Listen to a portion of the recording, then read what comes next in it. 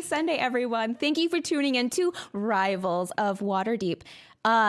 Today is Chicago Pride. Yeah. Yes. Happy Pride. Happy Pride. Proud to be a Chicagoan. You might notice that we have two players out today, Carlos Luna and Brandon Stennis. Yes. Stennis. You did it. I did it. I almost said Stenson. Well, he would probably respond to that right now because I think he's inebriated. Because he is at Pride. Yes. He is very proud right now. He's very proud. Hiccup. To get us started, let's go around the table and introduce ourselves, our pronouns, and our characters' names. I'm great at intro. Yes, we will introduce us. This is us.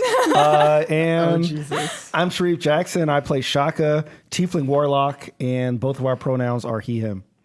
Hi, I'm Tanya. I play Lisa Stario, your ever grumpy and often bewildered paladin, who's a human most days.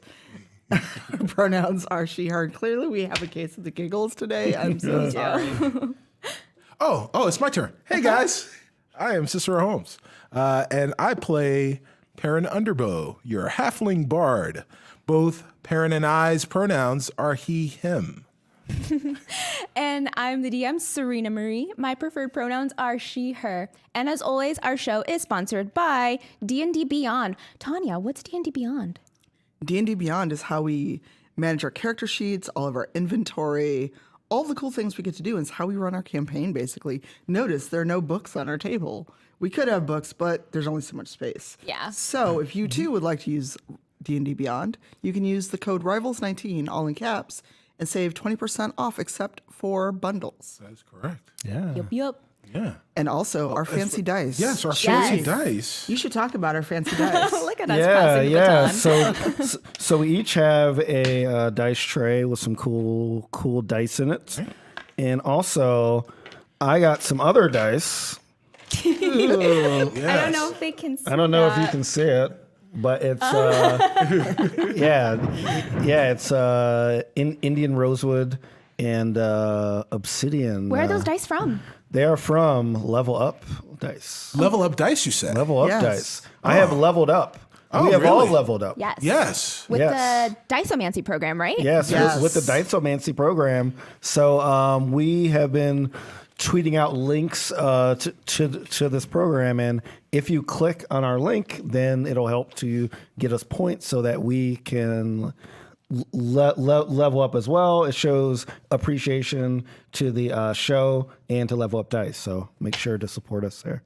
Yes, and as you can see, I've got a level up dice problem. Most level up dice. I don't know if Raphael's watching, but this is entirely his fault. Raphael Bokamatsu of Take This. This is your fault, sir.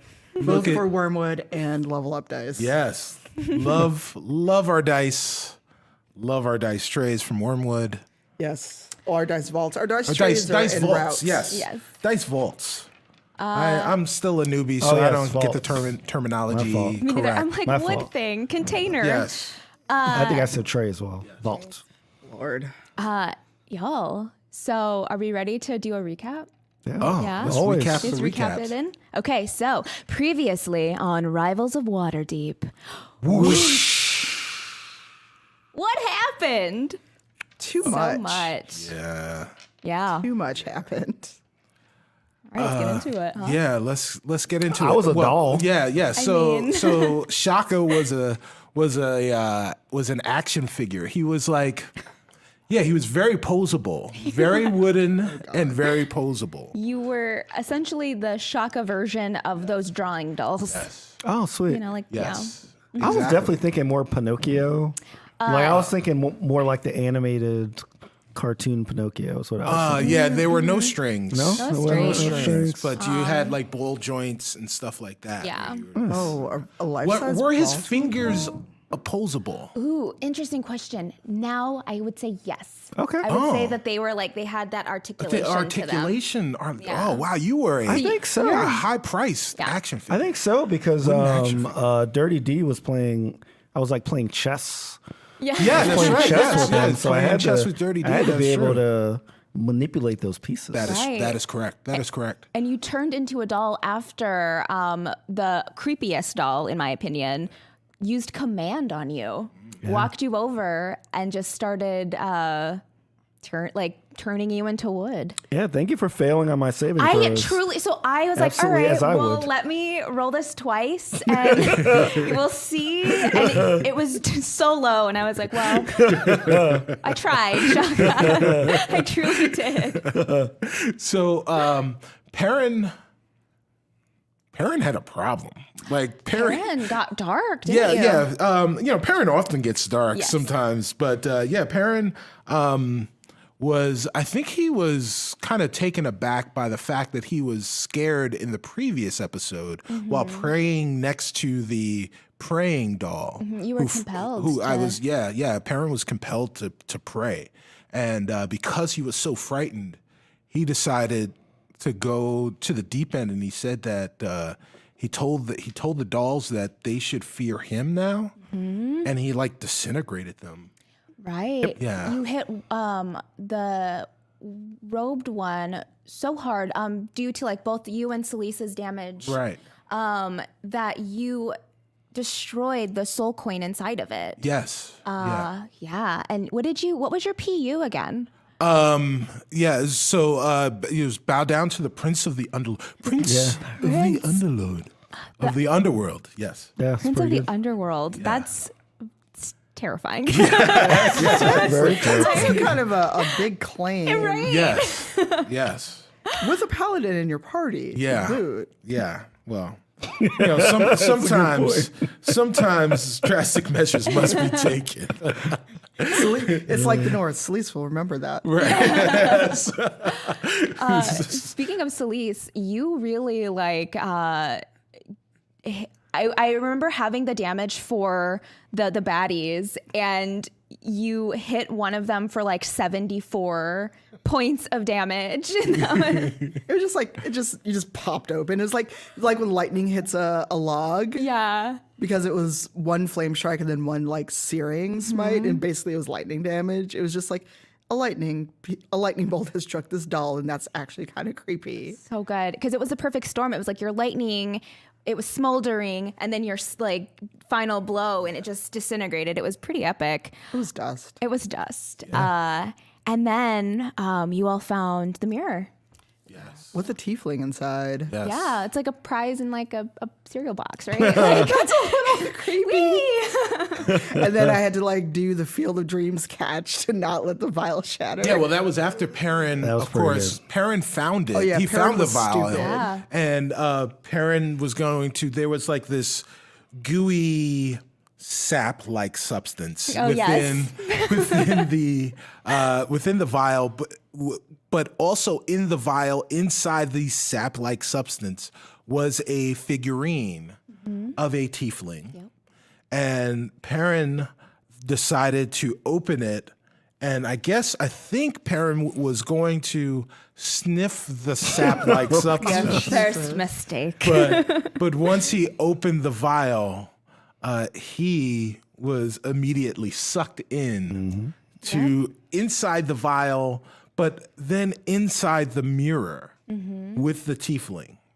And then the vial fell on the ground, didn't shatter or anything because Perrin was really close to the ground.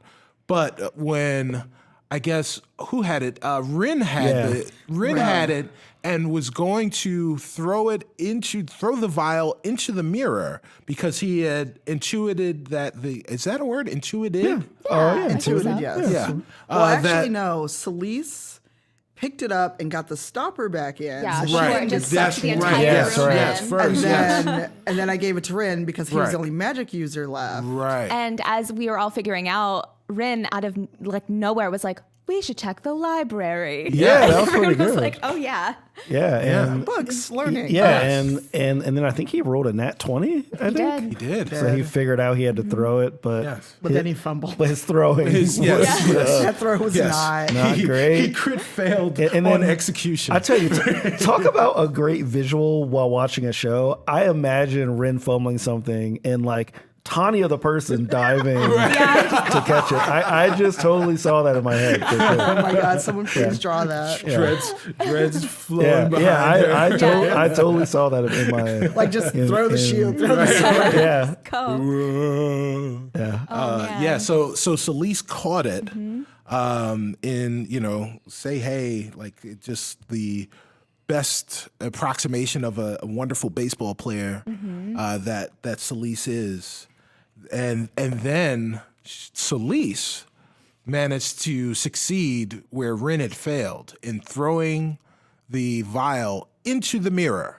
What I liked about that was Celise, and she is not a very dexterous character, right? Correct. So Celise was like, got really, really close She was to like, the I'll just mirror. walk up to it. And I'm like imagining like you like power punching it That's what I thought. so just so it like shatters at the same time. Oh my God. Which is hilarious because I just spent most of the weekend playing Samurai Showdown. Oh yes, Sweet. And as that Buddy Hansel.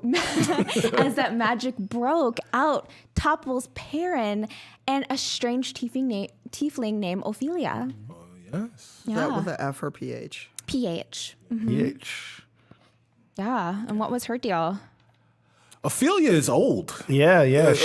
Ophelia worked with Vadra.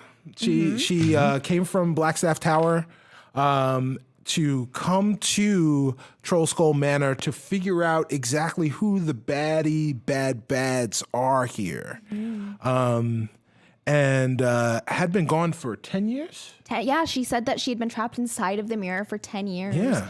And the last thing she remembered was being like working with this man named, and now I understand why everyone was everybody confused. thought it was Merrick from 2 seasons ago. Yeah, everyone, because I was like, why are people so confused about this?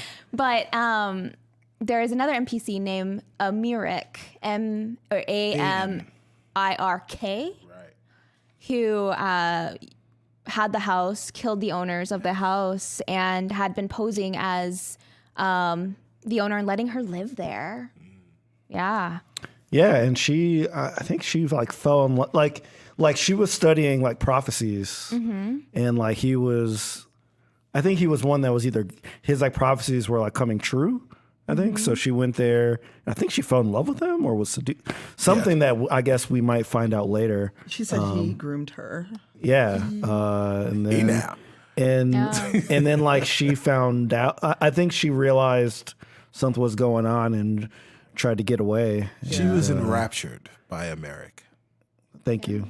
In a very creepy way. In a Yes. not very good way. Yeah. Kind of like how I said it. I mean, Yeah, it's exactly how you said it. Like, so. in 2019, can anyone be enraptured in a charming way? Like that is just inherently, I think, a creepy word enraptured. for the 21st century. Like no one is enraptured with someone and has done it by their own volition, really. Like I feel like someone has manipulated you into being enraptured. Enraptured. Yes. It just reminds me of BioShock. Yes. And then I'm like, everything is Ooh. just bad. Yes. Right? Oh, there you go. Is Andrew Ryan an NPC? Yeah. I mean, Yeah. I'm just kidding. Right. Is America Big Daddy? Who knows? Big Daddy. Hey now. Anywho, Perrin, moving on. would you kindly, give me some gold? And yeah, so Ophelia, she needed I forgot what it was. She needed something. She needed her belongings. Yeah, and apparently her room was Duo's new office. Yeah. So all you guys went in there and just started tearing up the floor. We found a false floor, right? Yeah. I think Dirty D, I think he nat 20'd or something crazy. He was just like I bashing. just feel like it's the same type of adrenaline that you hear about when like a mom lifts a car to Yes. save her child. Yes. Yeah. That was the force he was going through in the room to save you. Yeah, I kept hearing like the $6 million man. Like, this, I was imagining, if you guys remember the Street Fighter 2 arcade, there were these like interstitial bonus missions in between the fights, and one of them was whoever the character was punching a car, and you guys would just be punching the car and just destroying pieces of the car. And that's what I was imagining. But what about the barrels, though? There were barrels, There was a barrel one where they was fell always like down. I always felt like I was E Honda when I had the barrels. Ooh, point. But that's a great visual. That's amazing. Is that your hunter hand slap? Yes. It's like a rub. It's just a rub. Stop. Anywho, so Ophelia was able to find her belongings thanks to the punching and Yes. Didn't Rin punch through it? yeah. Or was it Dirty D that punched it so hard? Oh, yeah, That's what right. it was. Yeah, Dirty D somebody punched did it so hard that he punched through the fake floor Yes. and the real floor underneath, and then everyone except for Perrin. Yes. Perrin is like, no, thank you. Yeah. Worked to peel back the floorboards, and Ophelia received all of her belongings that she had stowed away, and ran to Shaka's room and did a spell. Yeah. Yeah, and then the show ended with me gasping. It was totally like it was like a TV cliffhanger. It was like and then it went to credits. And it was pretty good. Black, Yes. And part of the spell, if you remember, she needed someone to Oh yeah, their blood or something. blood life magic. energy. it was like life energy, magic. kind of? It was wasn't- magic that wasn't- involved blood. It didn't involve I think she blood. said life energy. But it was Life life energy. energy. Yeah. She needed Close enough. something from Robbie, and on Robbie's arm was a creeping rooted. It looked like almost like a tattoo had been seared into his arm. So, are you ready to dive in? Yeah. Okay. Oh wait! I actually one more thing? One more thing. Yes. So Rin somehow made up that he had two daughters. Yes, that Yes. is true. He told Leaf. Yeah, like he told Leaf he had two daughters, and Yes. then Leaf said he also had daughters that he forgot about because they got old. Well, they didn't forget about them. They just got older. Yeah, He yeah, died because he's a ghost. yeah, they just got old. And then I think he told us that too. Or Well, he said it to someone. Well, I while was we a were- doll, while- but while we yeah. were So around, yes. I just wanted to bring that up because that was pretty hilarious. Yes. Was it like Rebecca and Elizabeth? Yes, Was that, yes, or was it, yeah. yes. Oh, I forgot he And named them. Elizabeth, Wow. Yeah, Rebecca. Yeah, because apparently from 2 episodes ago, he overslept because he was partying with Foxborn Yes. and Gary too. Yep. So yeah, just wanted to mention that because I couldn't stop laughing when I was watching the video. I like that he just panic lies. Yeah. Like, Rin just It was a like, panic lie for sure. Yeah, it was a panic lie. oh my gosh. Yeah, it was All great. right. All right. Let's dive in, yeah? Yeah. It has been 2 weeks. 2 weeks since the incident in the library and the meat room that has since been boarded up by Duo. And 2 weeks since Shaka was reanimated by the help of Ophelia's magic and Robbie's sacrifice. The magic left a blackened root mark on Robbie's arm. No matter how hard he scrubbed it, no matter what they tried, the mark seemed permanent. Duo told Robbie about a healer just outside Waterdeep, not wanting him to go alone, and to make sure his son Gary too had a well-rounded education. Rin decided to go with him. Ophelia has decided to stay at the inn while she retrieves her memories about the house that seemed just out of her reach. So, because we did a time jump, I'm going to ask all of you, in 2 weeks, in a seemingly quiet 2 weeks, what do you think that your character has been up to? We'll start with you, Shareef. Do I remember? So one character question. Mm-hmm. When I was the doll, do I remember? Was I conscious? So do I know what happened? Yeah, so as you were a doll, it felt like you were looking out a window. You didn't have control of your body. I was in a sunken place. Yeah. Oh, sweet. Kinda, Nice. yeah. Okay. All right. Okay. So you were aware, but there was nothing that you can do about it, and you were trying to speak and trying to move your limbs, but it was just like you were watching a movie. Oh, get out. Okay. So I'll say that Shaka, at first, he thought that it was kind of a joke when Ren was saying that you have to clean. Mm-hmm. But Shaka's kind of taken to it. Like, he's kind of like, I want to help Duo and Robbie make this place actually seem cool. So I think I've been like going out and purchasing cleaning stuff and actually like coming up with a plan to do this whole spot, because I know that I don't think anyone else is going to help me. I mean, they might, but I'm going to do it myself, this whole huge manor. Okay. So I've been kind of like, I have like, I've been using my like map skills to kind of map out the whole manor and like try to make like a schedule. Like on this day I'll do this, on this day I'll do this. Okay. And kind of planning out the best way. So in doing that, I'm like visiting different areas of the manor and like trying to see the level of squalor that they're in. So let's see that.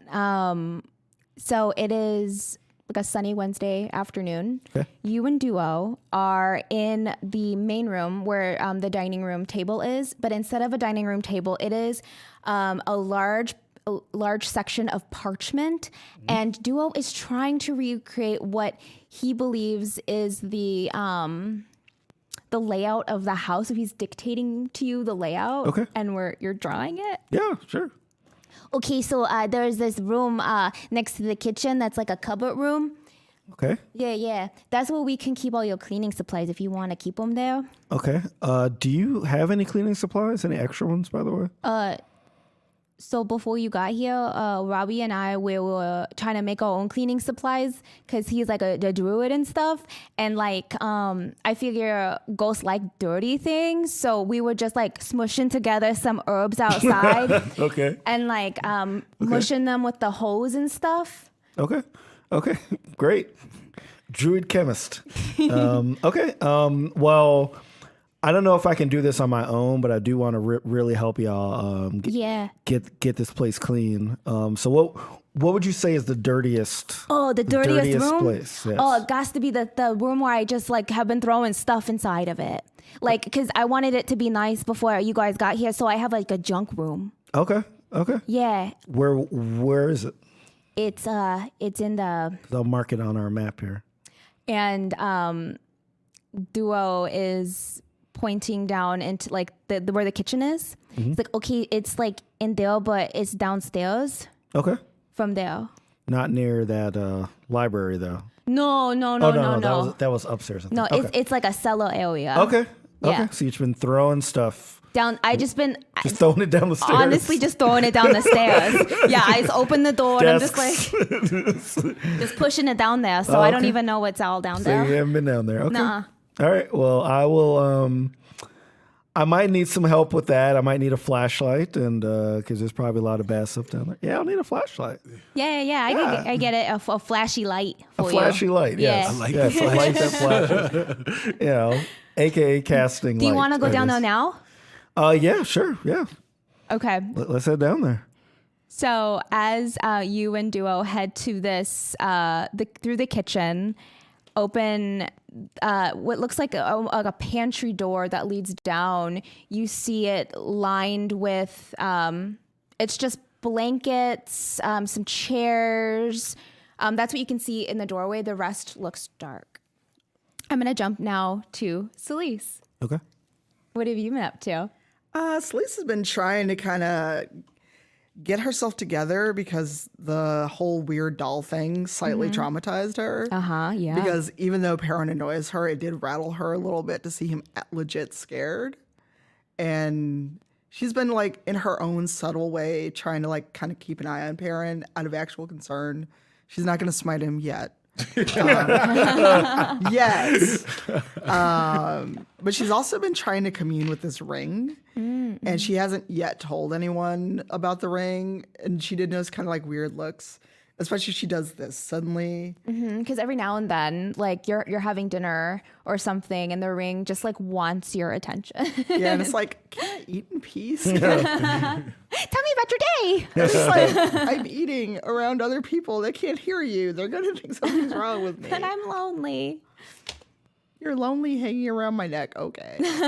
But like for the last 5 days, suddenly the ring is like clammed up on her. Mm-hmm. And she's also been exploring the house, and she found a space not where the junk room is, but like this spot that's hers, and she seems to be the only one who can find it. So it's like her spot to like be left alone.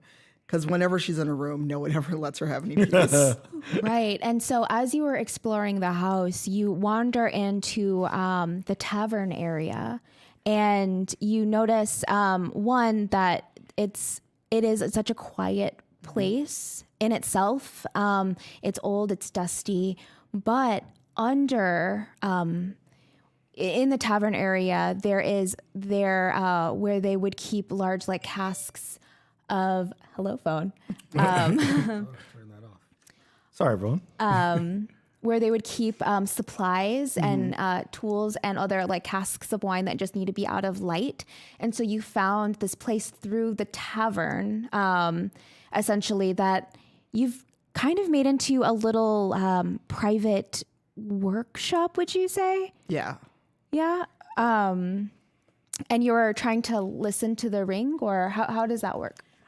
So Celeste likes to work on things before her adventuring days and before losing Mal. And so she would like make like little things because she found like a functioning lathe and like scraps of wood. And so she would just like sit down and whittle things and just kind of like try to clear her mind in case the ring felt like talking to her. And sometimes she would just sit there and like kind of touch the ring and be like, "Hey, you there?" And the ring just was like, "Nah, nothing." So she can't quite figure out what the ring is trying to do or try to convey, because she keeps trying to remember what it told her about doing the right thing, and she's even a little frustrated because she's like, "What did I do? Like did I not talk to you at the right time?" So she's just she's wondering like what it is to make the ring either talk to her again, or did she learn the lesson the ring wanted to convey? And like, why did the ring start talking to her? Okay, so as you are sitting at the workshop, I can imagine that you have the ring on your workbench, and you are staring at it and trying to figure out what to do. And you remember what the ring told you about how items have a spirit or a type of magic to them. Every thing has energy based on the previous owner or how it was crafted. So you are concentrating so hard and trying to tune in and channel this energy to connect. And when you remember that this ring is a part of me. It uses my energy. I've imbued this ring, and you are staring at it, and like a glowing, warm yellow light starts to form around your hands that are encircling the ring. And for the first time, you feel connected to objects, to things. Like you have a flash of everything does have a heartbeat around you. And I'm going to let you take one level of Artificer. Ooh, sweet. Yes. Yeah. So at when the glow starts, does the ring finally like go, "Aha, you got it"? It goes, Oh, so you were playing sick on me, huh? what? Don't what me. You're part of me. I am a part of you. So I couldn't tell you. Why not? We could have saved ourselves 5 days here, Ring. No, then you wouldn't have been here. You wouldn't have tried, would you? But you're the one that stopped talking to me. Well, yeah. Well, sometimes you say you need alone time. Maybe I just needed alone time too, if I'm a part of you. I'm just imagining the look, like if the ring had like eyes and a mouth, it'd be going, Yeah. All right. I want to tell the others about you, but it's weird because no one can hear you but me, and they're going to think there's something wrong with me. Well, they're your friends. They won't think anything's wrong with you. And Yes, plus, they I'm will. really cool. You can tell them messages from me. All right. Maybe at dinner I'll tell them about you. You will? You'll tell them about me? Sure. And just see what happens. Well, not literally see your ring. But I'll tell them about you at dinner. Just don't make me out to be a liar. Oh, I would never. Well, if you just sit in my hand and don't do anything, they're gonna think I've fallen off a cliff, Ooh. shall we say. Okay, well, how about this? We'll come up with a signal, right? So, like, you tell me what you want me to do at a certain time. So, like, do you want me to, like, tip or roll? Jump out of my hand, I don't know, or light up. Light up? Okay. Do you Maybe I not could like lighting up? The only time I lit up is when you lit me up. I can't light up by myself. Well, I can, but only you can see me. Okay. Just like move in my hand or something. Ooh, put me on the table. Okay. It'll be you just put me on the table. I'll take it from here. All right. And now we're going to jump to Perrin. What have you been up to for the last 2 weeks? Well, Perrin has been deep in thought, and so again, so Perrin's been kind of shaken by being frightened, and he felt some things and kind of heard some things when he was in that trance and he was sitting there praying, and it shook him to the core. Yeah.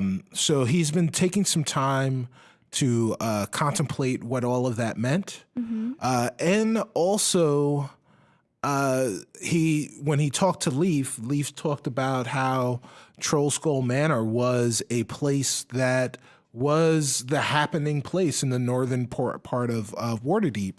So, and Perrin endeavored to make it one of the happening joints again. Yeah. So in a way to kind of distract himself, Perrin has kind of been preparing a set to reopen Troll Skull Manor, and also canvassing the neighborhood to let people know. So there were two things that Perrin was doing. And when we first got to Troll Skull Manor, Perrin went up to the rooftop to kind of survey the scene. So he's been returning to the rooftop and just kind of sitting up there by himself, looking out and scouting where he's going to go to speak to people, but also taking that time to think about what has happened, what he should do now, and where he's going in the future in like an existential way. So I imagine the scene is you are sitting on the roof where you had been before, and you're gazing out at the sky line of Waterdeep. And next to you, you hear a, hey, what's up? Well, hello, Leaf. How are you? Oh, this is a beautiful view. My gosh. Yeah, I can see everything. Oh, that's my tavern right there. You can see it? You see it? Well, yes, that's exactly. It's kind of the reason that I'm up here, is to see who we can get to perhaps revisit the tavern. Oh, like you're going to invite your friends to my tavern? For a performance previously unheard That's amazing. by the one and only Perrin Underbow. I knew I had a good feeling about you when I met you. A lot of people, they say that they're gonna do something, but they maybe not follow through. But you actually want to make my tavern a good place. Precisely. Perrin Underbow is, if he is anything, he is a man of his word, or a halfling of his word. That's awesome. Do you want to help me like clean it up and decorate it too?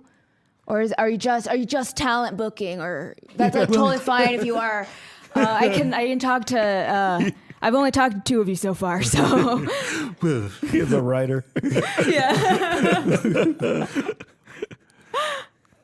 well, generally speaking, Perrin Underbow does not take into manual labor. He has an unseen servant for that. Mm-hmm. If you would like, I could perhaps use my permanent underling to help you. That'd be awesome. Yes. Yeah. It's just, it like breaks my heart how much it's fallen, you know? Well, sometimes things fall so that they can rise anew. That's profound. Yeah, wow. Oof, my mind is just blown right now. As there are sometimes Perrin is full of profound undulations. The word undulations is just like not a good word though, right? No, well, No. it's kind of like it's a creepy word. It's a creepy word, but it's a word that, sometimes it fits. So why up here for you? Well, as a halfling, the world is always very large. I'm always looking up on it. This time, I should have said peering up, but yeah, I'm always peering up on it. Let's rewind it. I'm always peering up at it, but up here, I get to look down upon it. And it is something that I rarely get to see. So up here on Troll Skull Manor, there is nothing higher than this. So I get to see it all. Leaf takes what you said in and looks at you and says, yeah, a new perspective. I don't even remember what it's like to leave this place. I know every part, every bit of Troll Skull Manor, but I can't leave, so my perspectives have been the same for a very long time. I think for many people, they live within their own Troll Skull Manor and their own perspectives. Holy crap, the Troll Skull Manor of your heart? That is correct. Whoa. The Troll Skull Manor of your body, of your soul. Wow. I think we're gonna be best friends. I think you might be. He pauses and he looks at you. You might be the one.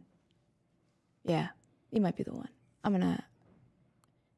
And he he concentrates on that, and he kind of says something under his breath, looks at you, and we're gonna jump back to Shaka. The basement. So, I imagine that it is very hard for you and Dua to both just get down the stairs so you can survey the room and clean it. I'm going to say that at this point, you have made it to like the bottom floor. Oh, okay. Yeah. So I'm not going to actually, Are there like sub basements? so the way I see it is, there's Troll Skull Manor right here, this whole thing that has a basement. Yes. Connected to it is the tavern. The tavern has its own basement. Yeah. So it's like you travel into the tavern. How it's written in the book is they're completely separate buildings, but I've smushed them. Yeah, smushy. Like it. Yeah. Yeah. But maybe they're sub basements. There could be. Who knows? sub-basements. It's a weird house. So I'm gonna have you, before we begin, roll me 2 dexterities or 2 athletics.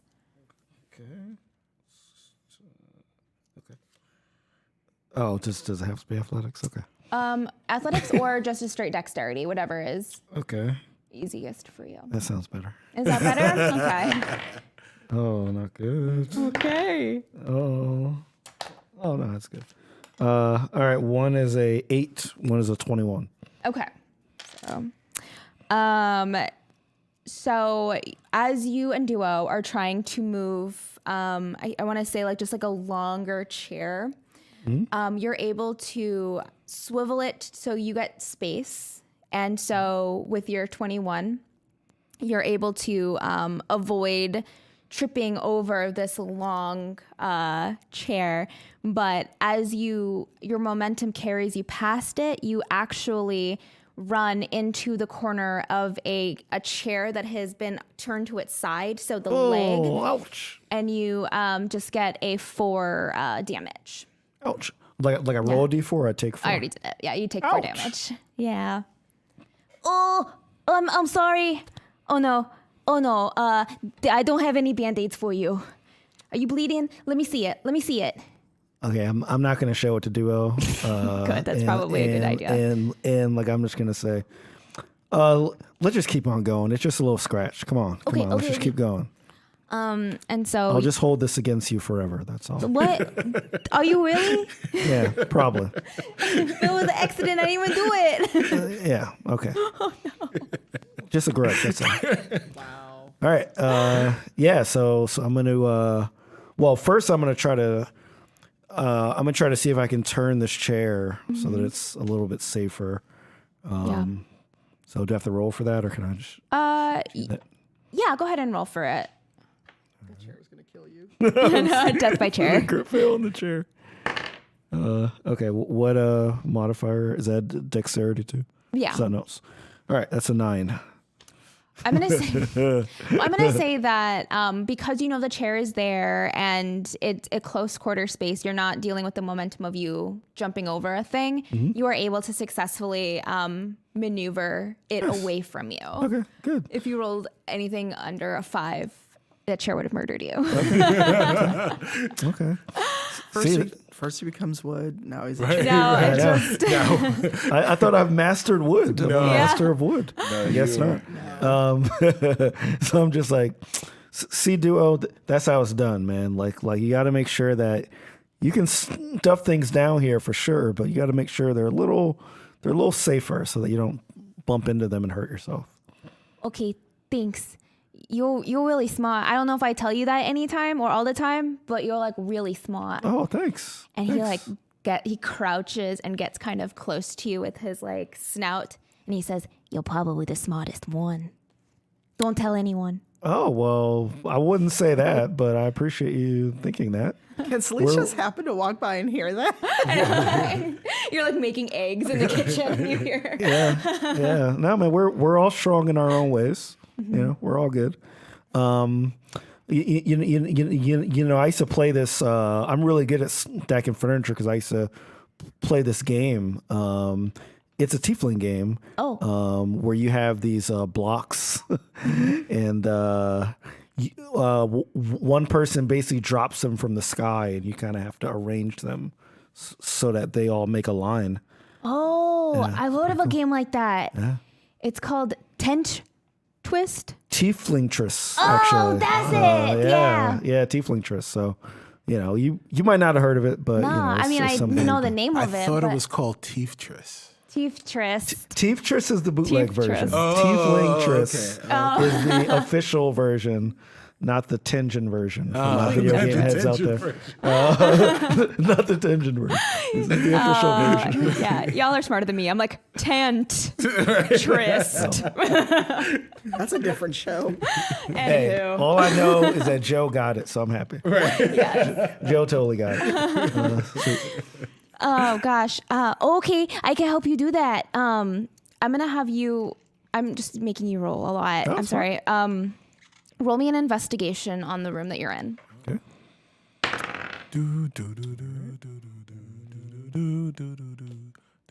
All right, that is a 21. 21. So you see a lot of the furniture in this room and a lot of the objects in the room look very old. It is apparent that Duo had perhaps replaced some pieces. And as you're kind of figuring out how to stack all of this furniture together, you find like a big chest, like a large wooden. It has a gold bracings to it, and the carvings on the top of the chest appear to be like a rose thorned like figlery. Okay. Oh, Shaka loves chess. I'm running to the chest. I'm sprinting. Oh, Shaka, wait! I'm sprinting to the chest for sure, and like I want to see what else is going on here. Okay. I'm gonna try to open the chest. Okay. Wait, but it's like covered in rose thorn, like you said. Well, no, it's like carved. Oh, a design. In, so Okay. it's designed. It's All right. about. Is it like a key? Sorry, good. Yeah, it looks like it is. How I'm trying to figure out, like 3 feet by 3 feet. Is that a Okay, small So chest. it's a small chest. Okay. But it looks like it has a roll me an investigation on the chest. It's gonna give you too much. All right, 19. 19. So it looks like there is a definite keyhole Okay. in the chest. Yeah. Tiny key.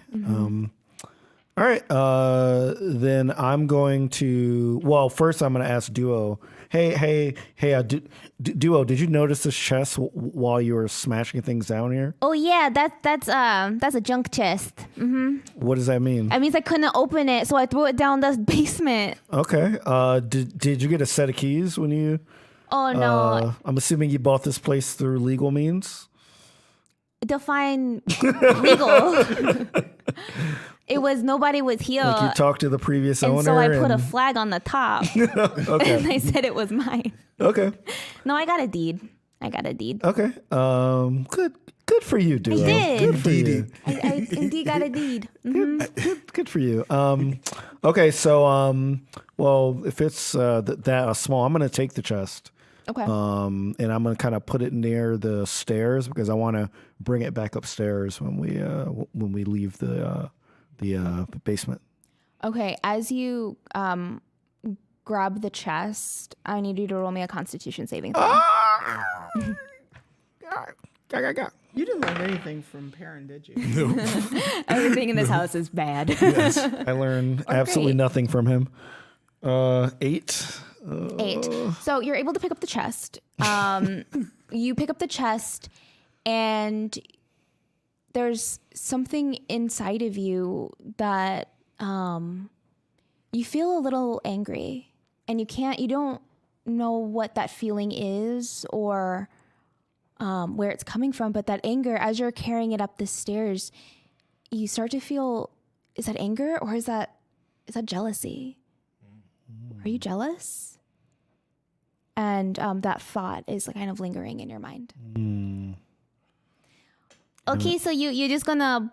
What about the rest of the basement? Are you just gonna put that upstairs or? Leave me alone, Duo. Wait, I gotta open this chest by myself. Wait, why? I try to open Because it. it's mine. I found it. Well, yeah, it's yours because you live here too and stuff. But I don't know how to open it or the key is. Well, you're just gonna mess things up anyway. Why would I mess things up? Because that's what you do. Oh, I think Duo kind of nods and looks at you. I think in life I messed stuff up. In life I definitely did, but in death I'm a whole new me in death. I can't mess stuff up because I'm a ghost, and ghosts are infallible. So I'm gonna laugh and walk away with the chest. Okay.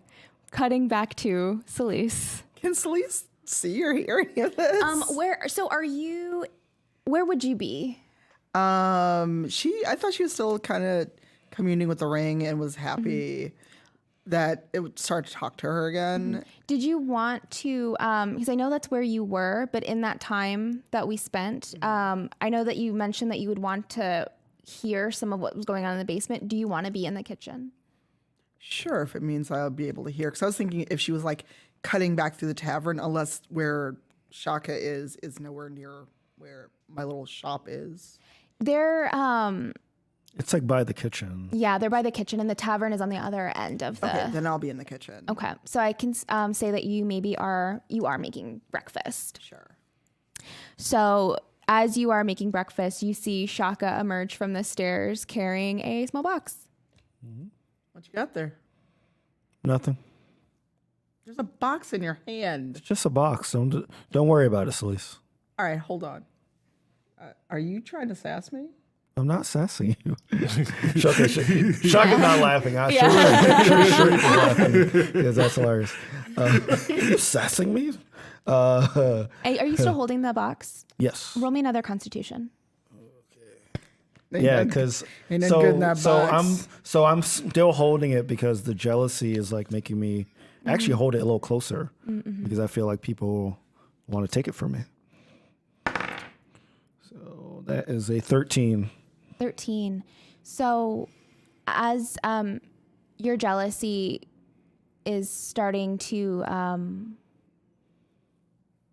I won't say that it's growing. It is like leveling out with the 13. But it's still persistent, and you hear a voice that says, "Well, I'll never be a fighter like Celise. I'll never have what Celise has. All I have is this box. That's all I have about me." Okay. Let me have this one thing, Celise. This one thing that y'all don't ask me about, please. So it's like, good morning to you too. And Duo is coming up from the stairs carrying what looks like just dirty blankets because Duo's trying to clean the thing. Oh yeah, I think Shaka he's having the gwumps this morning. So just don't mind his gwumps. He's just like upset. Maybe you should eat, Shaka. Have you tried eating? No, I'm not hungry. All right. I just want to go to my room. All right, hold on. This is not Like like having you. a tantrum. I don't want to go to my room. So Celise is like, okay, this is not normal at all. This is not like you. You always have something to say about me, Celise. Just let me go to my room by myself with my box. I want to play with it. What you do in your own time is your business. Wow, I'm just now realizing. It's cool. It's rolling on. I was just asking. I was wood for 2 weeks. Again, what you do in your own time. So, I just asked you what you had.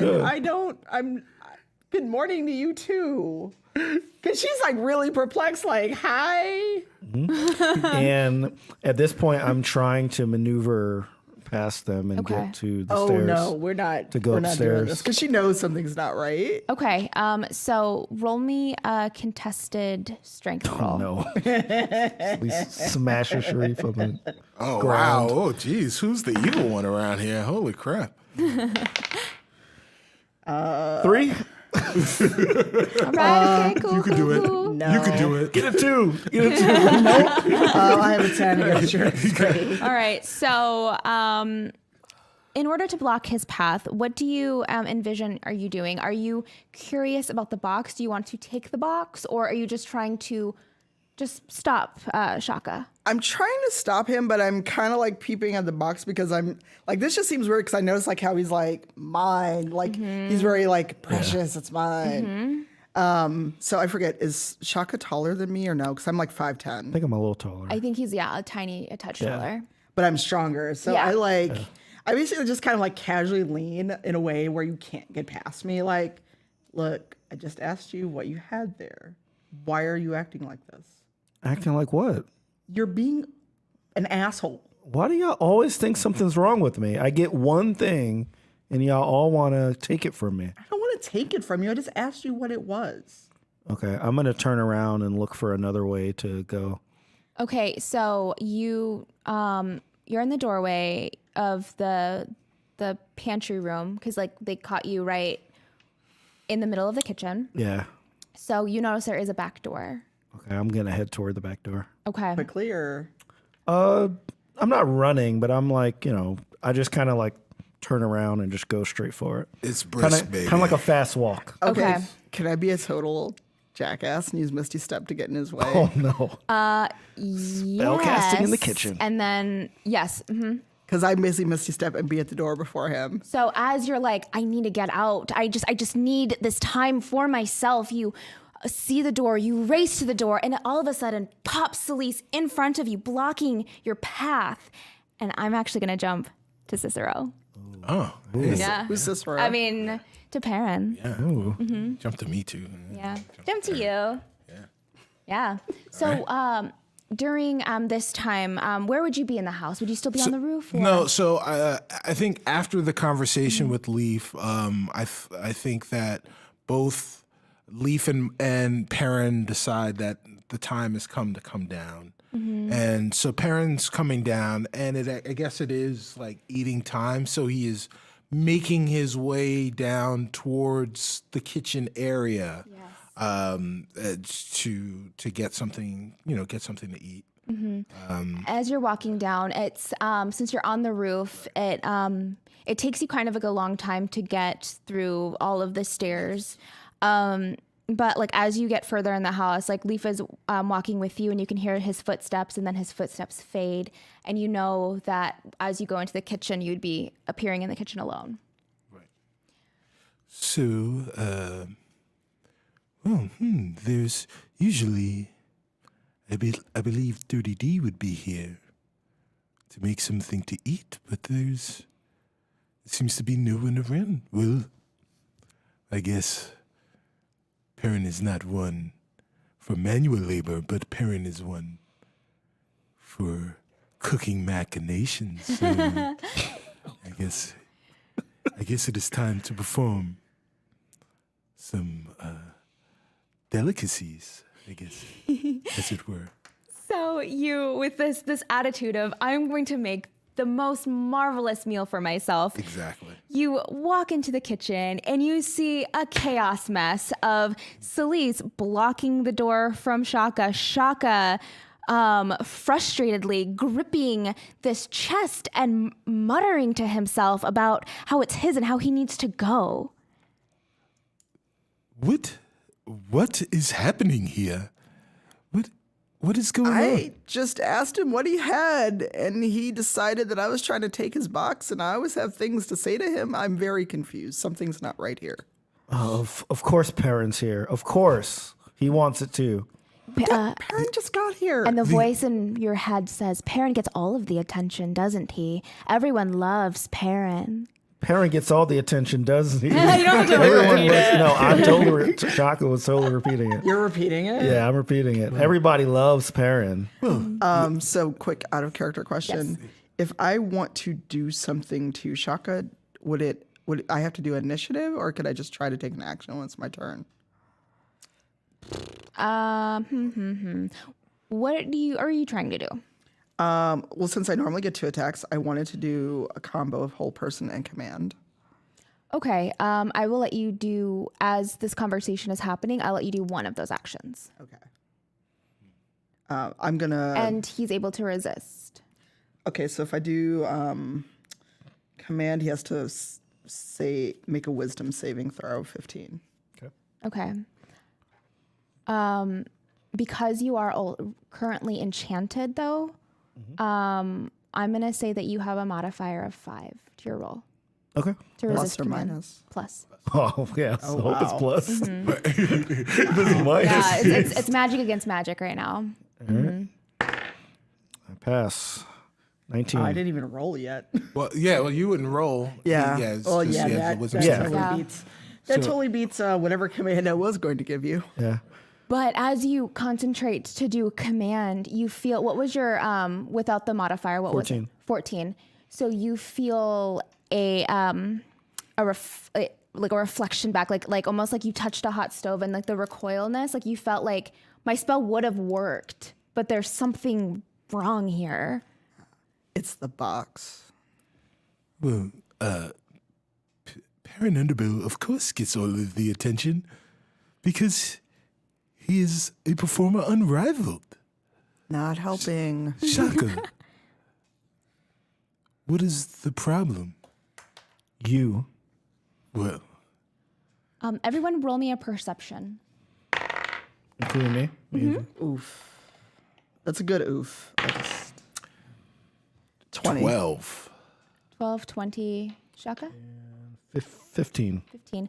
So, Celise, as this is going on, you hear a small voice upstairs. It sounds like Ophelia. And you hear like the running of footsteps. So I think pitter patter is the appropriate the term. pitter patter of Ophelia's feet. Yeah, the pitter patter. Like a 2-year-old. Yeah, like those big heavy. But you hear like a definite commotion, and all of you would know that she has been, trying to retrieve her memory back, and so hanging out a lot in the library. So the fact that you hear like her from all the way up there, and then you hear like a running, Like running toward us? yeah. I'm gonna give you all one more action. Okay. Who would go first? I guess is there an order? There's not an order. Popcorn. So if you go, then you can maybe pick the next person to go. Okay, so I hear Celise say it's the box. How heavy would you say this box is? The box is about, let's say 20 pounds. So it's at a lot to 15 pounds. Oh man. So it's too much. It's small, but it's like weighty. Okay, cool. I was going to use my mage hand, but it only supports 10 pounds. Okay. I mean, you could throw it. Oh no! I'm not throwing it. This is my baby. Yeah. You want me to throw my baby? I mean, no. Okay. Yeah. So I guess I'm just going to. Well, if she's in front of this door, this is going to be like in baseball when they're just throwing it between each other. I'm heading toward the other door now. Wasn't Perrin behind you? Yeah, but Perrin. Wow. I can like step over Perrin. Wow. How would I want you to roll for that? Do you have anything that would help to get away to run? Um. Because I feel like you can't run through the back door. You can't run back downstairs. Perhaps you can run past Perrin or through to the other parts of the house. Because I feel like the kitchen is like, it is not a small door for the kitchen. It's like a larger space. So you can essentially run. Okay, I don't have anything that can help running, but I can cast Thaumaturgy. Yes. All right. What does that do? So I can increase the volume of my voice. I can cause flames to flicker. I can cause harmless tremors in the ground. Or I can create a sound which originates anywhere within range. So that's what I'm going to do. So I'm going to try to distract Perrin by like making a very large booming sound that's like kind of to the back inside of him that would make him look toward and like possibly go toward that direction as well. Okay. So I can go right past him. With that, because you don't have to roll anything for the spell, right? No. I'm going to have you, though, roll a deception to see if it tricks Perrin. Okay. Is it a contested deception roll? Yeah. 7. I know. I thought it was a 1, 2. Yeah, you ain't deceiving me, bruh. I have a 15. 22. Ooh. Okay. So, I don't be deceiving. Nah, you don't be deceiving. you make the sound, and you can tell that he is unfazed by the sound at all. Perrin, what do you do? So Perrin looks at Shaka. He hears the sound. His eyebrows raise. He looks back up at Shaka, and he says, Shaka, please understand that I am not here for your puerile undulations. I'm using that word again. He just said it was not a good word. Well, that was That was a good use. that was a good use of it. Okay. Yeah. Why would you even try that on me? I have to try something. all y'all want to do is make my life miserable.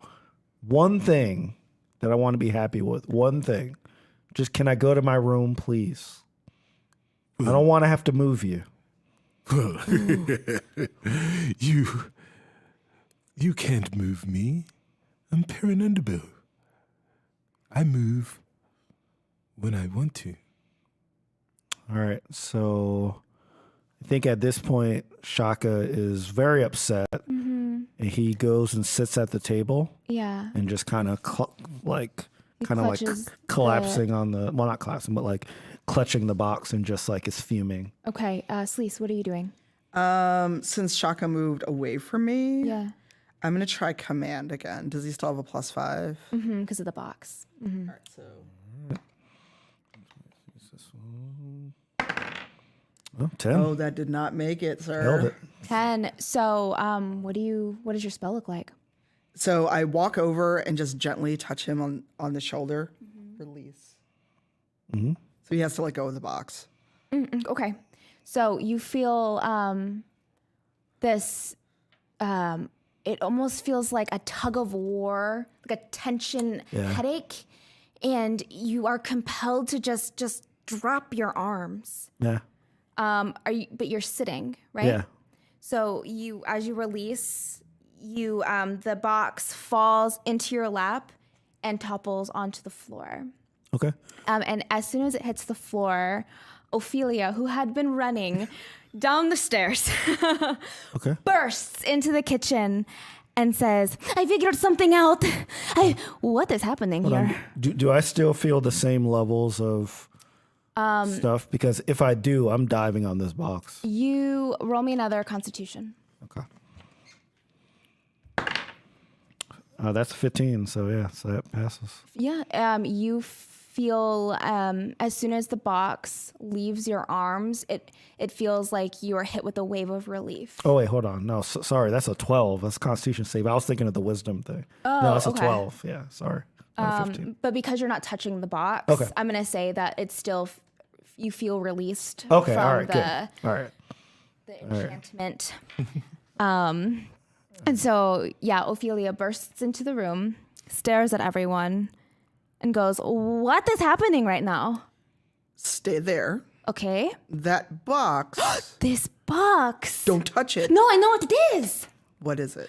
So, I was cross-referencing parts of my journal to the book that Perrin let me borrow, the Time and Life of Edwin Clark. Yes. Right? So, Edwin was one of the people he traveled to the celestial realm. He was one of the first people, and he stole 4 items. And his whole dream for himself was to go to both the celestial and to Avernus. He succeeded, but these items that he found, they're relics. They have this power of corruption in them because he brought them. These pure celestial items, he brought them to Avernus, and they're hidden in this house. And I think that might be one of them. If I think I'm fuzzy on this part, but I think if we destroy these 4 relics, it might sever the link between this house and Avernus. I read a book. I cross-referenced it with it. It's called Sender's Shard. And it has a mention of this corruption and how objects can be turned so vile or evil or even activated once they touch Avernus.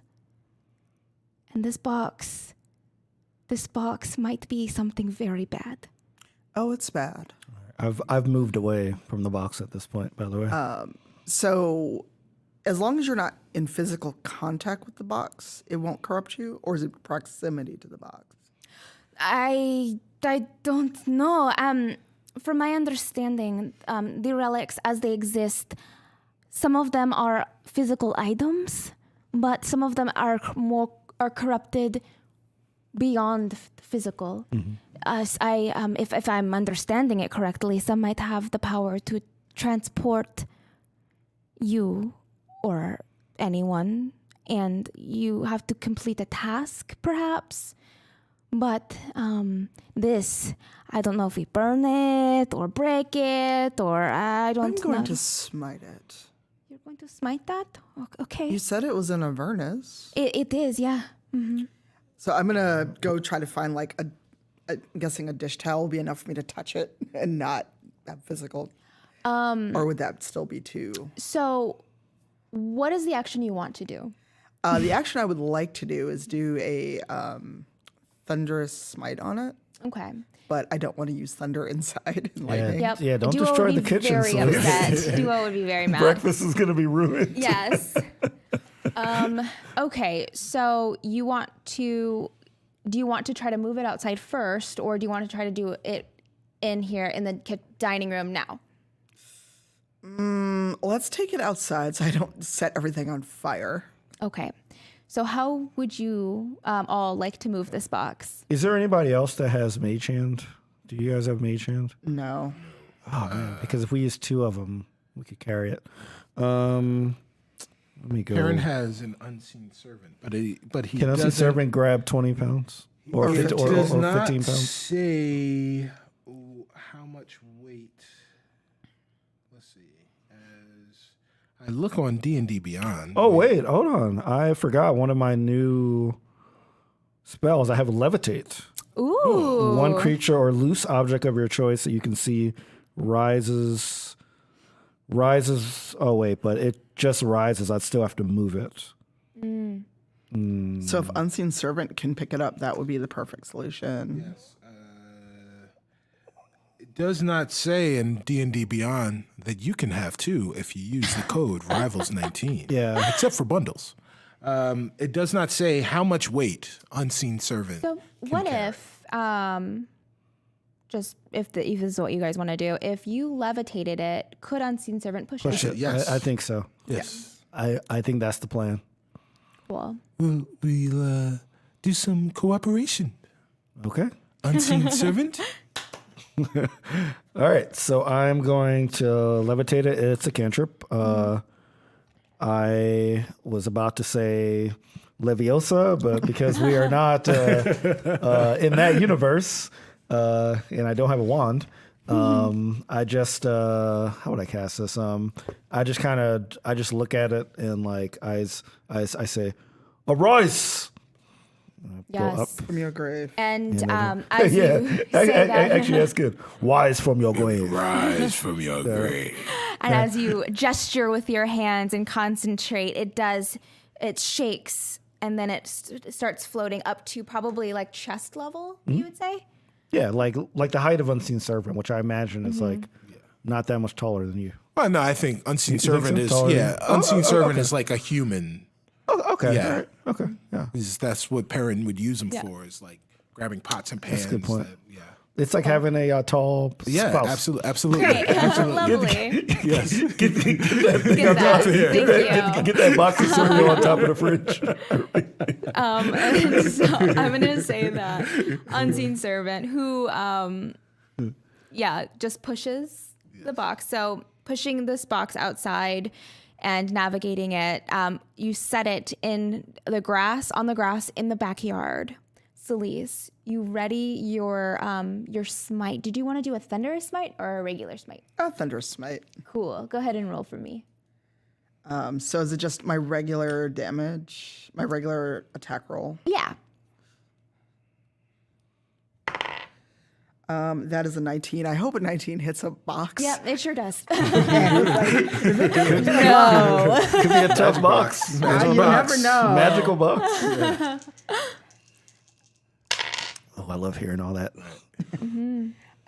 So 11, No, we've been together such a 15. long time. 15, and it, a well, I don't know if it counts because it's long not really a creature, but it's also not supposed to be pushed 10 feet away and knocked prone, but it's a box. Okay.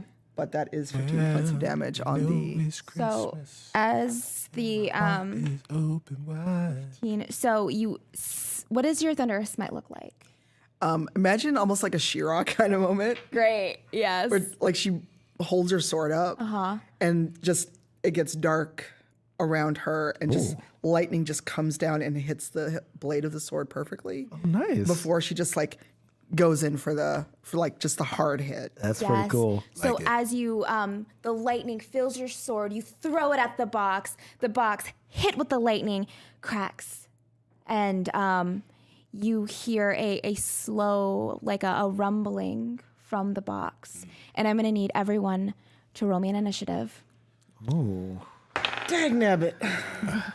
The box is knocked prone. 11. Oh God, what is my?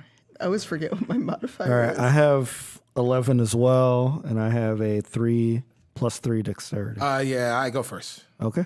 So it's I've got a Perrin. 22.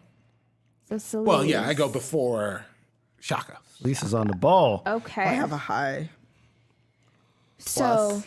as this box is knocked, and from it, you see a wispy, like dark green smoke, almost like tendril-like, start creeping out of the box, and it cracks entirely, and a large, looks like a rose monster is in the plant, or it's coming out of the box. So it's starting to take its leafed arm and it's raising up, and it looks like so it's a rose monster, but it has like a Venus flytrap vibe to it. So like the So like the petals are like a mouth.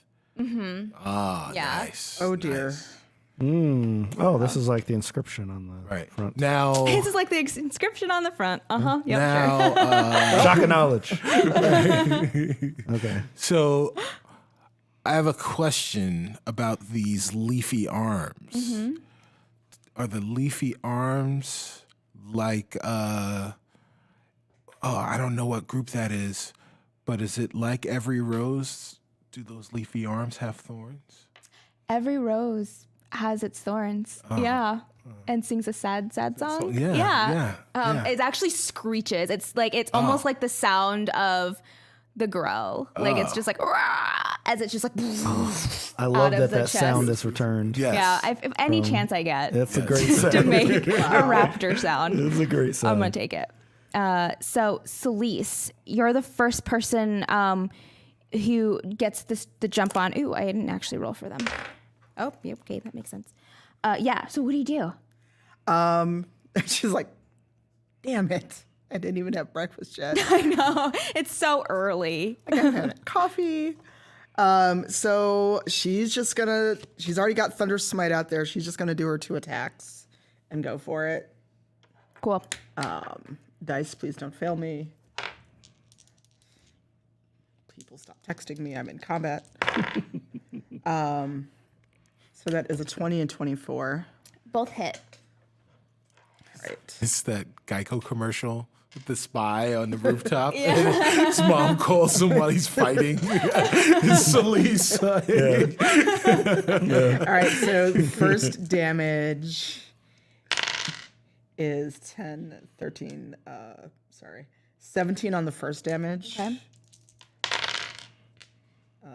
12, 6, 18 on the other damage. 18. Okay. Perfect. So, what does your damage look like as it attacks the rose monster? So like as the lightning kind of hits it along with her strikes, it singes petals and they start, not the main part of it, Right. but like you see scorch marks along the little leafy arms, and it almost like it got burned. It's like Kind of like it just reminded me of Pokemon a little bit. Like right when like Bulbasaur attack. yeah.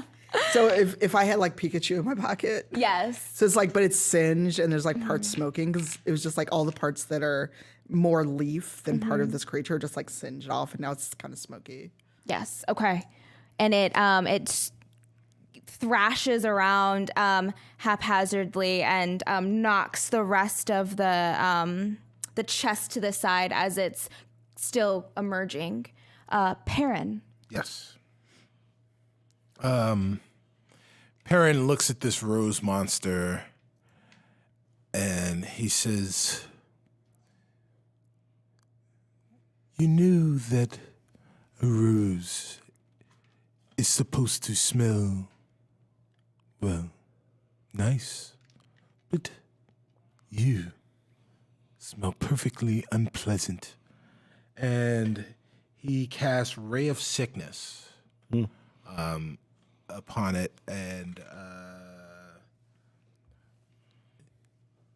take this poison and enjoy. And the rose monster now has to make a Constitution saving throw.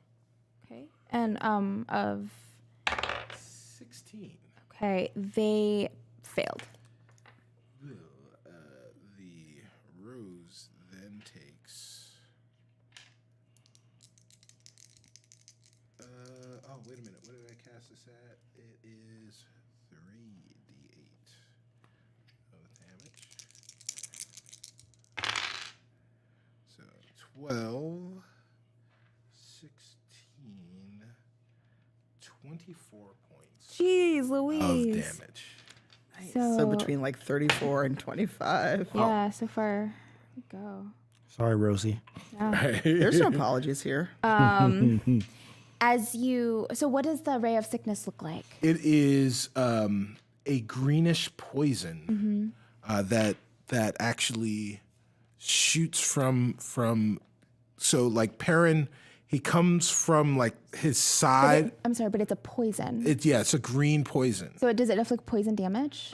It does afflict poison damage. This person is has a resistance to poison. Resistance to poison, so half damage. It's half, yeah. So 12. 12 damage. Yes.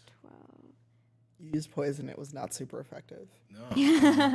But still, what does it look like? So Perrin he comes from like the side of his hips with his fingers, and with his fingers extended, the sickly green energy comes out of his fingers and just shoots out at his fingers at the rose monster.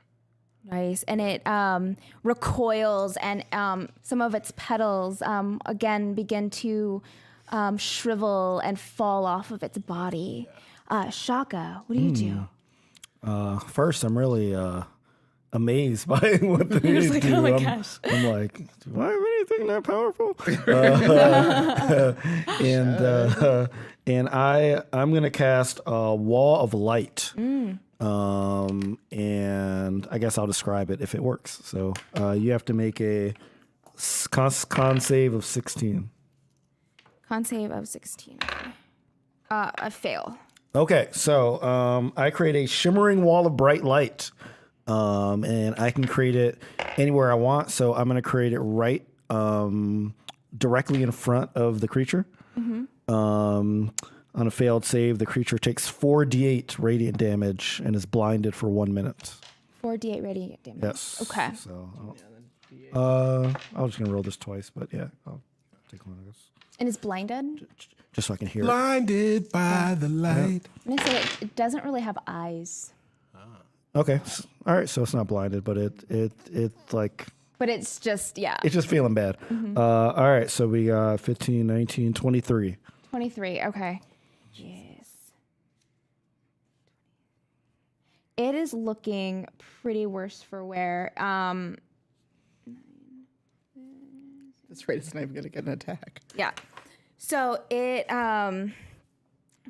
is hit with that radiant damage. It's still smoldering from lightning damage. It's still shriveling under sickness, and it raises its two gnashing arms and moves to the closest one, Celise. I hope it has a good IC. Does a 19 hit? No, it does not. Okay. It takes its gnashing, gnawing hand and it throws it at you, and it just misses it. Like I feel the whiff. you feel the whiff, and it goes into the ground under you, because since you notice that it doesn't have eyes, it's sort of going off of like another type of sense. And it takes its other arm and goes for, who is on that side? Probably I mean, I'm still the closest. Right, but I'm thinking like if it's there, if like it's one arm, if there's someone on this side, I think it might be Perrin. Sure. So it reaches its other arm out. Gosh, does a 10 hit you?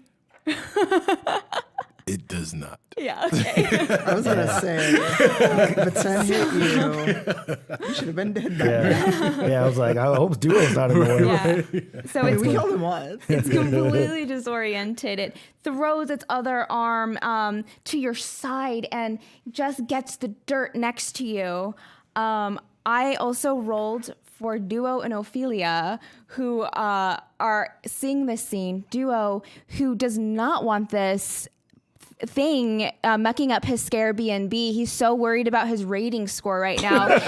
He is running and towards the plant monster carrying a small torch. Whoa. He wants to light it on fire. Whoa. He's going to burn down the scare B&B. Well, he's trying to burn down the plant. This the is Duo yard. we're talking here. The worst accidents happen at home. Oh my gosh, Duo. That's kind of amazing. Yeah, so Duo rolled a... God, I don't even know what a modifier to add for this. I would say he rolled a 15. Okay. Which isn't too bad for Duo. not It's too pretty bad. good. Yeah. So he runs, sprints towards this plant monster and looks at it and just stabs this torch right into like the side root area of the monster, and it begins to just light it on fire and causes 4d6 damage because I doubled it. It is a weakness. Oh, fire. Yeah. Fire. Wow. Of course Duo knew that. Yeah. Well, Duo just wanted to burn something. Oh, no. He's Duo's a master strategist. He totally knew that. And that is Duo's turn. Ophelia, sensing that Duo was onto something, also does not get close, is a very far away fighter. But she takes she loads an arrow. Yeah, let's say that. 1 second. Let me just an arrow. pull her character sheet up real quick because she has one of those. Bop, bop, bop. 1 second. She took one of Ashbourne's. I mean, she Ashbourne's- truly might have just Ashbourne's grabbed. longbow. Yeah, Just the stole it. nearest longbow, the nearest way she can launch something, lights it on fire, and tosses it or shoots it. You don't toss an arrow. That's not how you shoot an arrow. I mean, But Knock Knock does. I mean, knock knock does. Yes. And hits for she rolled a 19 ooh. and hits for 6 damage. So she readies her arrow. She's sort of remembering how to shoot it as she's doing it. It's all instinct for her. She aims and shoots one of the hands of the monster. And it recoils in pain for 8 damage. Oh my God. And it is like, it looks like, in Knockout, the game when things are kind of like Yeah. swaying. That's what it's doing right now. Celise, it is your turn. Oh my God, please let me finish this thing off. I've still got, this will be the last time I can smite though. Okay. So a 15 and a 20. The 20 hits. Oh, the 15 doesn't The hit 15 hits too. Yeah, because I think that's what it was last time. So first damage. Yes, that's what I wrote down. I was like, wait a second, a 15 doesn't hit this almost. It dead does. It plant. does. So 5, 7, 8, and then the next damage is 9, 5, 14. 14 So damage. 22 total. 22 total. As your smite, which go ahead and describe what your smite looks like. Is it the same thunderous smite from before? Oh, it's more because now she's just annoyed. She hasn't had breakfast. Yes. She had to fight a plant first thing in the morning. So I want to say that not only are you giving like Shira vibes, you're also giving like storm vibes right now. So your eyes turn bright white as your body is imbued with this lightning damage. Yes. And you run and do one of those Like giant. yeah, arcing. like those arcing slashes. You slam down on this the plant monster through the rose, and the fire and the lightning intermingle, and it just splits in half. Oh, wow. It's like Thor. Yeah, It's like when Thor had enough on the Rainbow Bridge. yes. You want me to put the hammer down? And as it splits in half, it's like shrieking, high-pitched, howling cries from its gnawing mouth fills the air, and from the center point of it, you see a small, it looks like a hand mirror, like kind of a shining hand mirror glittering that now rests onto the carcass of the plant. I'm shattering that mirror. Nothing good can come of it. Yeah. Shout out I'm to just- Carcass. Yeah. You're gonna use that word, right? So I just like heel stomp. It's just like, no, not today, Satan. So I'm gonna say that you were in your follow through. You just heel stomped it, and it's another like like a shaking starts to happen, and you feel the ground kind of shift beneath your feet. And as you all look to the house, you it almost looks like a ripple of light goes through the house. Like I don't know how to describe this right, but you see the house, and it's like a spotlight almost is shined across the house, and then it goes dim. Okay. Like a light from like the heavens, kind of from above, or like horizontal. This light So would be it looks from like below. the house itself emitted its own light. Okay, all right. I And see. the light ripples through. No, I was thinking because these were originally like celestial items that there was like a light. But, okay, got it. Yeah. So everything feels very still and quiet for a moment as the withering plant it starts to almost turn back into mulch. It starts to, very similar to when it was hit with the ray of sickness. It is shriveling and turning into this mud, and the box that held it itself is now just splintered pieces of wood. Ophelia, from the house, because she definitely did not want to get close to any of this mess, runs up to Celise, looks at her and says, I think you got one. End of adventure. Oh my God. Sweet. That was a lot. Damn hand mirrors. Yes. Hand mirrors. Because it was jealousy. Oh, Yeah. that's good. The- Anyone that carries a hand mirror is jealous. That's what you're saying. I mean, enchanted person. ones. Anyone that uses a mirror is jealous. Yeah. Yeah, that was cool. That was cool. And I like. I feel like I haven't had a lot of chances to like play different emotions like that. So that was pretty cool Yeah. to be like a jealous, angry person. Celise is so a going to little give you a bit. talking to. Duo's feelings are a little hurt. A little. Duo, but he ran in there with that torch. I was He did. He was just like, not today. like, Duo, you believe you're dead, so you know how easy it is for you to die. so. That's why Duo's fearless right now. He Yeah. thinks that he's already died. So what is to be afraid of? Yeah. Yeah. So so I guess we save time Yes. Yes. at the end of our adventure for questions as our characters. So if you're in the chat right now here on twitch.tv/DND, just go ahead and put questions in the chat for any of the characters playing, including the NPCs. Yeah.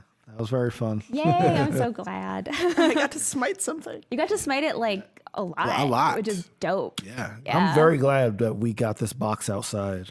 I can't Yeah. imagine this plant ravaging through Question the for Shaka. ravaging through. Question for Shaka: are you going to apologize to Duo? Oh, absolutely, for sure. Because I can imagine that I would. When the spirit leaves me, I would have known what I was doing. Mm-hmm. Like I knew what I was doing, I just couldn't control it. So yeah, I'm definitely gonna apologize to Duo. That was straight from the box. That was not. Whoa, actually, Are you sure? I mean, we could play it though. That it was more magnifying something that was already there. Yeah, well, however you want to play it. Yeah. I actually think it's more interesting if it does but I'm still going to apologize. So Yeah. Well, that's interesting. Yeah. Interesting thing about jealousy, right? Because everyone, no Yeah, matter who everyone you has a are, little bit, experiences jealousy to some degree. But what happens when that normal ping of okay, is now magnified to 10? yeah. So Yeah. So I'm going to apologize, but like that doesn't mean that I've like completely cured of it, I guess. That Yeah. It's not there anymore. right. Question for Perrin: how powerful do you think you are? Well, Who do you think you are? Perrin Underbow doesn't experience things like power. Perrin just does. And that's how powerful Perrin Underbow is. Tight. My third eye's open. Yes. Yeah, you've been dropping these somewhat profound. Yeah, they're really profound. I'm like shaken to my core. Profound utterances. Yes, Yeah, profound you were utterances. definitely like, I can't. Well, I might be able to say it, but you're like the magical person of color that are in some movies that just exist just to say something. So guys, I say something. Bro. right, goofy I mean, tangent. did you mean magical Negro trope? Yes. So Yes. I just watched. I bought the DC Universe. I got the DC Universe streaming app and watched the unaired pilot for the Aquaman show from 2006, starring Justin Hartley, who went on to become Green Arrow in Smallville. So in that in the pilot, Lou Diamond Phillips is his dad, but Ving Rhames literally plays the magical Negro Really? on the show. He is an Atlantean who has come to Earth to watch over AC Aquaman. Yeah. And knows everything about everything and knows how to kill the big bads. Cool. Wow, Yes, wow. he is He's just literally that the trope. magical Negro. Question For Celise. For Celise. Oh dear. How mad are you going to be with Shaka after that stunt? Oh, it's going to depend on if Shaka apologizes. Because notice, Shaka only mentioned apologizing to Duo. That's true. I did only mention that. And if there's an apology and how there's an apology, although she does know it's the box, it was still like, what did I do to you? I just like showed up and asked you what you had. You were just like, Yeah, exactly. time for breakfast. You were just like, hey, I was like, get away from me. You're taking my bit. How dare you? Yeah, I was kind of thinking of it as being a bit of a tantrum. Oh, that was incredibly a tantrum. It was. I was channeling young baby brother, 10-year-old Shareef. Yes. Oh, wow. Are So, you a baby brother? Yeah, Aw. yeah. I have an older brother. But Selisa's anger, I think, will also ping a talking to from her ring. I can see how. Yes. Although we should keep an eye on time because High Rollers follows immediately after us. Yes. Oh, that's fine. I just wanted a meal. Yeah. Question for the group, in character, of course. Is anyone looking after Gary T with Rin absent, or did Rin take him? So hope he took it. in my mind, Rin, that's why Rin decided to go with Robbie, because he wanted to show Gary to the world. Because it was just outside of Waterdeep, and he was I like, can show you the This is definitely in character. yeah. For, But Rin, for sure. Because he's like taking on this like tiger mom type of like parental like structure. So I'm like, he wants his son to have a well-rounded education. Okay. That's yeah. Nice. Gary Chu's gonna be playing piano. Yeah, and, playing piano or violin. Oh no, it's me, my life. Anyway. We're gonna get a content strike on this episode. Well, no, they were different lyrics. So Yeah. very good. So out of character slightly, I was having great fun torturing the chat with what I was going to do to Gary too. You all were wrapped up in what you're doing. I was watching the chat. And people were like, "What about Gary too?" And I was like, "I'll take care of him and put a plate and a fork." You know? It's like, but Duo can make you tacos, and I was like, "Frog tacos." question for Leaf. Ren will not be happy. Leaf, what do you do for fun? Oh yeah, I love microbrewing, like making my own beers. It's my favorite. I'm writing this book actually. Yeah, different hops, different types of herbs. I actually made a watermelon beer. I know. Yeah, it's my favorite. Okay. He's just like, Leaf is my ideal version of a dad. He is a dad that I want. Into weird stuff. Yeah. Daddy Leaf. Oh gosh. Daddy Leaf. All right. Lord. Cool. That's pretty fun. So Cardicus, hi, nice to see you all, but we still have a few minutes, and that's a little rude.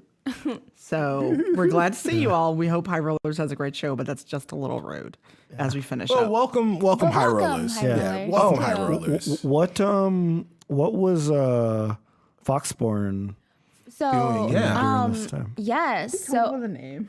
I've been calling her Cash. Cash. Yeah. Cash, because it's Foxborn, better for Chash. my okay. Foxborn or Chash. Chash. Yeah. Which Yeah, one? either is fine. So yeah, as you guys are doing stuff, she's also doing stuff. She's been trying to human so hard. So there was a tiny scene last episode where she was sitting at the table. Yeah, trying to sit in Trying the to seat. sit in a seat. So that's all she's been doing while you guys are having this adventure. She's like, well, it's time to use this fork. With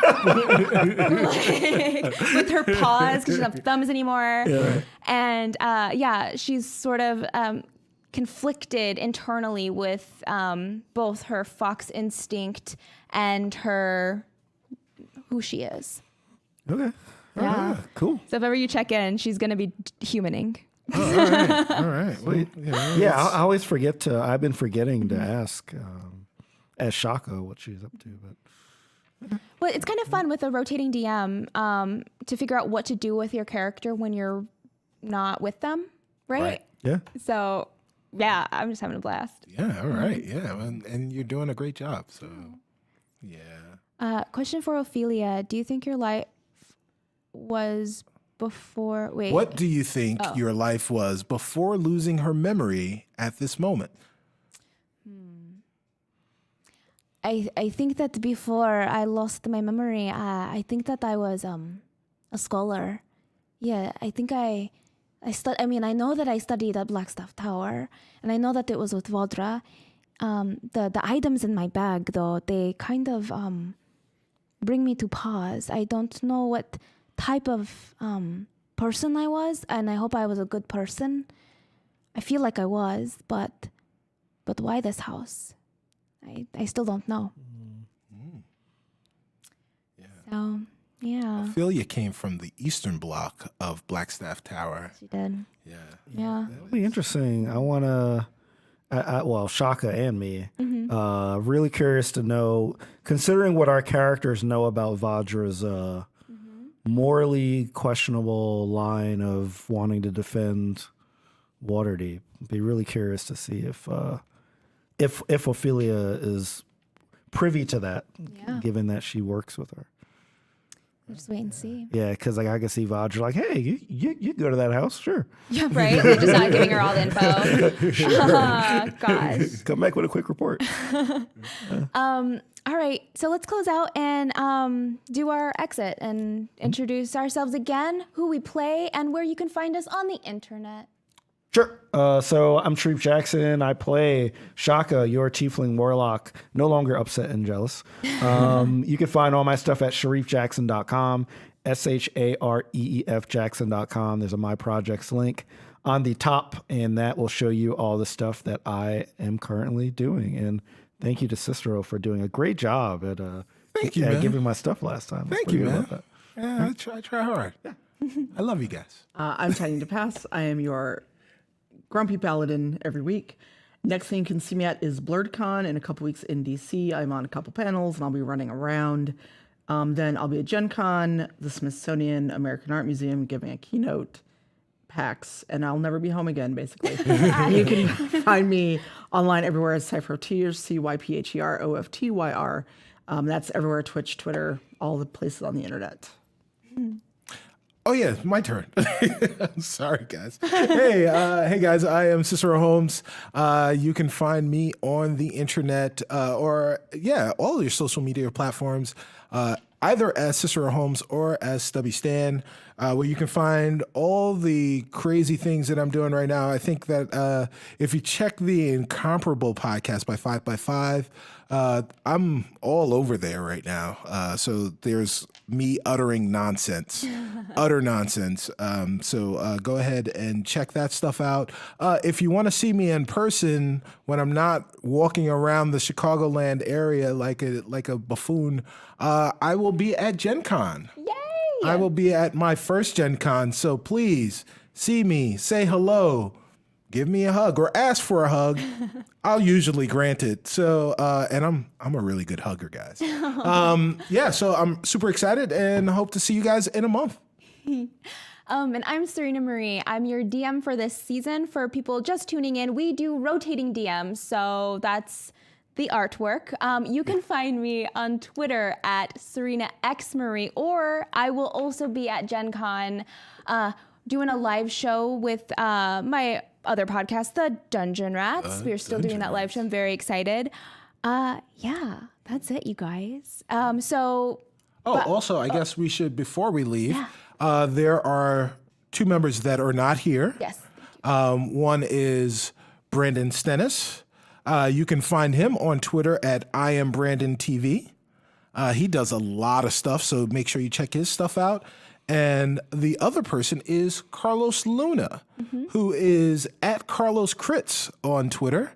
He is also on this channel on Wednesdays, twitch.tv/DND, playing Jace Bellerin Must Die, where he tries to kill Jace Bellerin. And they haven't succeeded yet. But they're doing all right. Soon he'll die, probably. Yes. And you're right, Brandon is super sweet. So make sure you check him out at Carlos Crits and right here on twitch.tv/DND on Wednesdays. Great. Well, that's it for our show today. Okay, bye everyone. Enjoy High Rollers. Bye. Bye.